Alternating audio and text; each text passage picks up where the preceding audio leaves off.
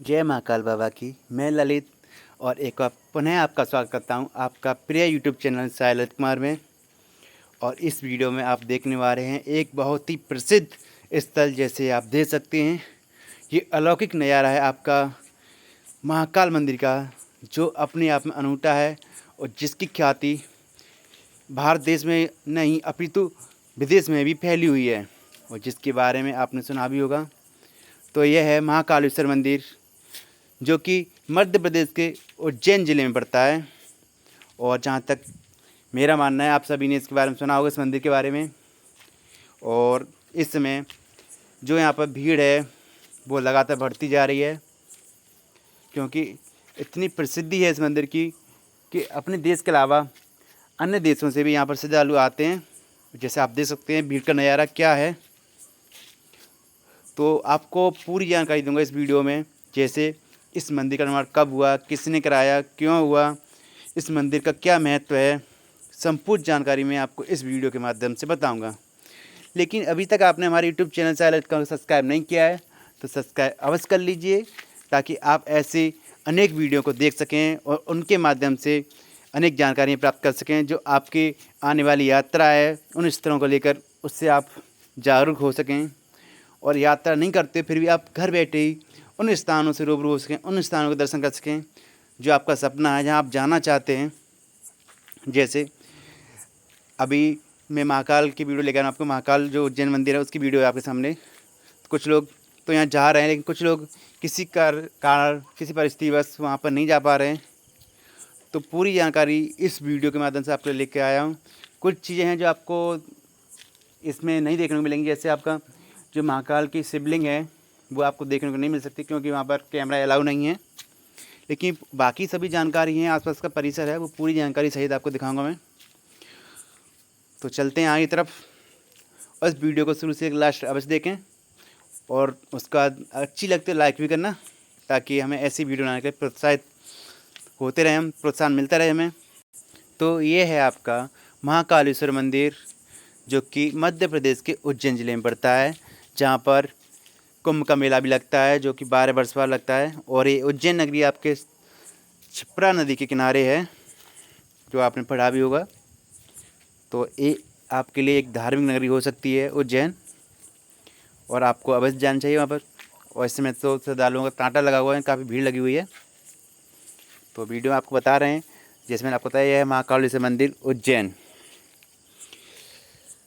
तो ये भारत के 12 ज्योतिर्लिंग, जो कि महादेव यानी भगवान शिव को समर्पित हैं, उनमें से एक है। और इसका जो नंबर है 12 ज्योतिर्लिंग में, वो तीसरा नंबर आता है, जो अपने आप में एक अलग ही महत्व रखता है। और यहाँ पर जैसे आप ऐसे मैंने आपको बताया, यहाँ पर देश विदेश से भी काफ़ी लोग आते हैं, यानी देश के अलावा विदेश से भी काफ़ी लोग आते हैं। पौराणिक कथाओं के अनुसार मानता है कि इस मंदिर की स्थापना लगभग 800 से 1000 वर्ष पूर्व हुई थी, जो कि द्वापर युग से भी पहले की ये बात है। और जो इसका जो विस्तार हुआ वो राजा विक्रमादित्य के समय पर हुआ। और लेकिन जो इसका अभी वर्तमान रूप है वो आपके जो राणोजी सिंधिया थे, उनके मुनि रामचंद्र बाबा द्वारा किया गया था, जो कि लगभग 150 वर्ष पूर्व हुआ था।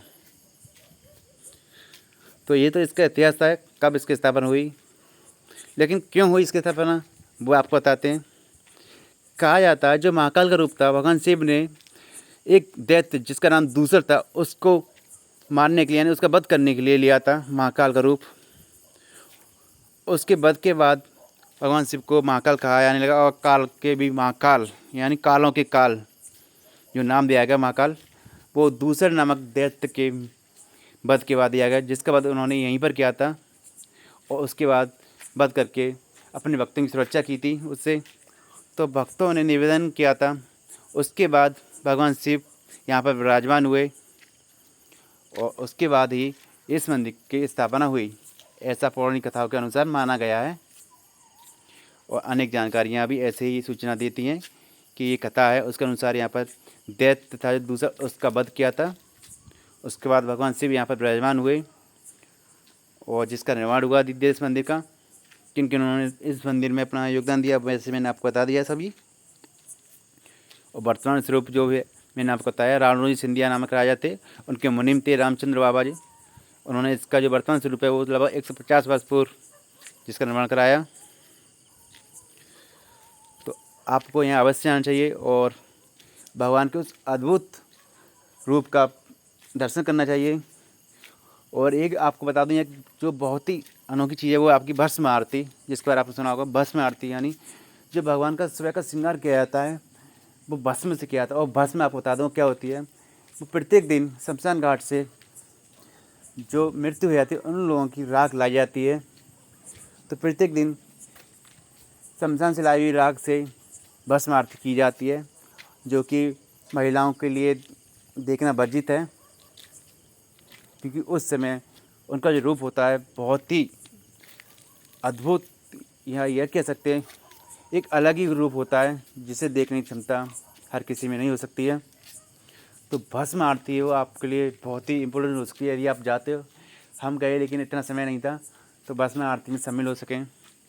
और एक चीज़ और यहाँ पे आपको बता दूँ, आप लोगों की शंका होगी, यहाँ पर कुछ VIP दर्शन की व्यवस्था अलग से है और भस्म आरती के लिए शुल्क लगता है आपका VIP दर्शन के लिए शुल्क लगता है, जो मेरे हिसाब से सही नहीं है।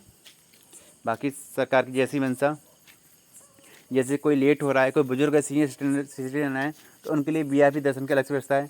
और वो नज़दीक से जाके मतलब जो गर्भगृह है वहाँ तो नहीं देख सकते, लेकिन गर्भगृह के थोड़ी दूर से ही उनके दर्शन कर सकते हैं। बाकी जो साधारण रूप से आप दर्शन करने जाओगे तो थोड़ी काफ़ी दूरी से दिखाई देंगे आपको। वो वाले दर्शन हमने किए थे, थोड़ी दिखाई देंगे लेकिन थोड़ी दूरी होगी, उनके और शिवलिंग हैं और आपके पीछे दूरी होगी।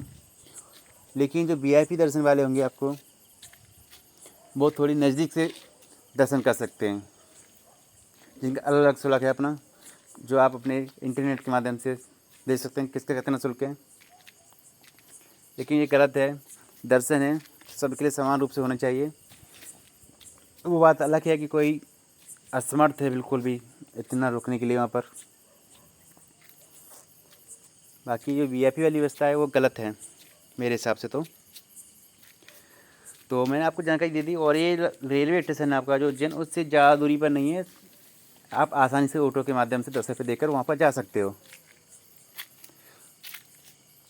और जिस इसके बगल में आपको, इसके बगल में क्या है, जो आपका महाकाल का जो मंदिर है उसी परिसर में आपका महाकाल लोक बना हुआ है, जिसके बारे में आप सुना होगा, जो जिसका निर्माण अभी हुआ था और जो काफ़ी अच्छा है, जैसे आप देख भी सकते हो इस वीडियो में। महाकाल लोक में आपके भगवान शिव से जुड़ी हुई कई झांकियाँ हैं, उनकी कलाकृति हैं, वो मूर्ति के रूप में स्थापित की गई हैं। जैसे उनकी शिवरात्रि यानी उनकी जो बारात गई थी उसका दृश्य, समुद्र मंथन के दौरान उन्होंने जो विष पिया था उसका दृश्य, और ऐसे ही कई उनके जो जीवन से जुड़ी हुई लीलाएँ थीं उनका दृश्य यहाँ पर मूर्तियों के माध्यम से दर्शाया गया है। और यहाँ पर आपको बता दें सप्त ऋषि थे, जो जमदग्नि, अत्रि, कश्यप, गौतम इत्यादि, उनकी भी यहाँ पर मूर्तियाँ हैं जो आप देख सकते हैं भव्य रूप में हैं। और परिसर काफ़ी अच्छा है, जो अभी निर्माणाधीन है और जिसका शुल्क कोई शुल्क नहीं है, निःशुल्क है। लेकिन इस पर जाने का जो समय है वो आपका शाम के टाइम है, वो अच्छा समय, क्योंकि उस समय यहाँ लाइटिंग होती है तो अच्छा लगता है। देखिए हमारे पास समय कब था तो वो भी नहीं हम देख पाए, क्योंकि दिन में गए थे, सुबह गए थे, तो सुबह दर्शन करके महाकाल बाबा के उसके बाद कॉरिडोर गए थे, यानी जिसे मैं बता रहा हूँ महाकाल लोक। तो अभी निर्माणाधीन है, काफ़ी चीज़ें उसमें बन रही हैं। अभी एक सरोवर बनना है बीच में, हो सकता है उसका दृश्य काफ़ी अच्छा हो। और जो स्टैचू हैं आपकी एक के बाद एक स्थापित होती जा रही हैं। तो इसमें सप्त ऋषियों की मूर्तियाँ हैं। उसके अलावा महाकाल बाबा के जो दृश्य हैं जीवन से जुड़े हुए वो दर्शाए गए हैं मूर्तियों के माध्यम से। पार्क हैं, यहाँ गार्डन है, तो बहुत अच्छी जगह है। आप वहाँ जाओगे देख के आपको अच्छा लगेगा और जाना भी चाहिए ऐसी जगह पर।